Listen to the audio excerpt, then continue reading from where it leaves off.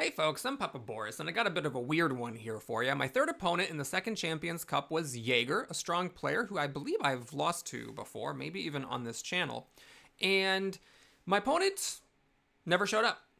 We have 24 hours chess clock in this tournament. He spent 24 hours not making a move. And I am going to talk a little bit about how the mechanics work for timing in board game arena tournaments. That's what this video is about. It's not really a game review. I am going to post the next game review at the same time as I'm posting this one. So if you do want to watch that, just go ahead and skip to the next one. But if you'd like to hear my thoughts on board game arena timing, this is the video for you. So in board game arena, it doesn't work the same way as in Through the Ages or chess, where when you run out of time, you lose. Instead, a button appears that says like skip turn of opponents who are out of time or something like that. And if your opponent clicks on it, then you lose. So when my opponent, 24 hours went by and he hadn't made a move, I had the choice to just like keep giving him more time or to skip his turn and automatically win the game. Now, I wanted to play the game. However, I had a misunderstanding of how the tournaments work in Board Game Arena, and this caused me to make a decision that, to be honest, looking back, I really regret. Basically, while I was playing in this tournament, it seemed like it was going very slowly, and I was like, why are these games taking so long? It feels like a lot of time has passed between games. So I spectated some of the games that were going on, and I saw that, there was one game going on where the opponent had like some crazy negative number of hours, but the game was still going because his opponent wasn't passing the turn.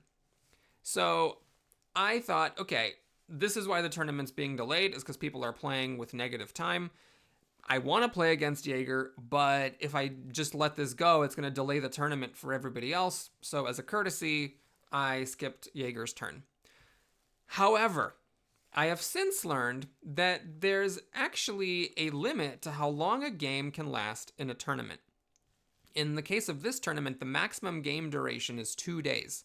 Now, it says this on the tournament page, but I thought that was just like an FYI thing. Like, FYI, since both opponents have 24 hours time controls, the maximum time limit is 2 days. But that's actually not what that is. It's not just, here's some basic math for you in case you can't do it yourself. The maximum game limit is actually a thing where once that number of days has gone by, the game automatically ends if it hasn't concluded naturally, and the player with more thinking time remaining is the winner. So if you stop thinking for a moment about each player as having 24 hours, if you ignore that element, say both opponents are just committed to not skipping the turn of the other if the other were to run out of time, then the way you can think about it is that the two players together have 48 hours to get this game played. So when my opponent spent 24 hours and didn't make a move, that meant that the two of us still had 24 hours left to play a game. And even though my opponent's in France and I'm in Wisconsin, so there's a 7-hour difference, let's say my opponent gets 7 hours of sleep where they can't make any moves, and I get 7 hours of sleep where I can't make any moves, or even if each of us gets a full 8 hours of sleep, then that's 16 hours. That still leaves 8 hours that we could potentially catch each other online and play the game. A long game of leaders can take 30 or 40 minutes, but some games are over in 10 to 20. And I wish I had given it the chance. I'm not trying to defend Yeagr. If you're in a tournament and you don't make your move for a day, that is lame, just so we're clear. But even so, I wish I had not skipped Yeagr's turn. Yeagr did not drop out of the tournament. He did play in his 2 remaining games, and as we'll see later, I am going to come to really regret the fact that I did not play this game.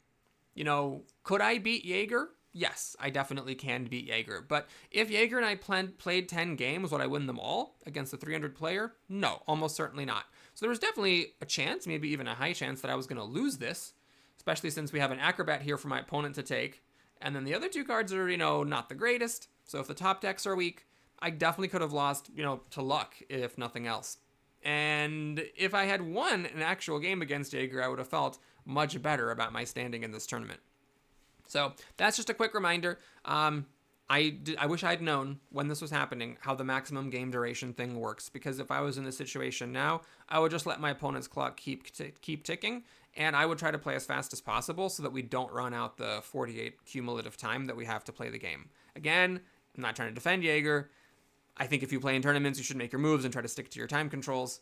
I think it's lame if you don't, but still, even if my opponent does it, I would like to get the game played, and I wish I had done that here. Anyway, thanks for watching this kind of silly, pointless video. Please like and or subscribe, and go on to the next one where I actually review a game.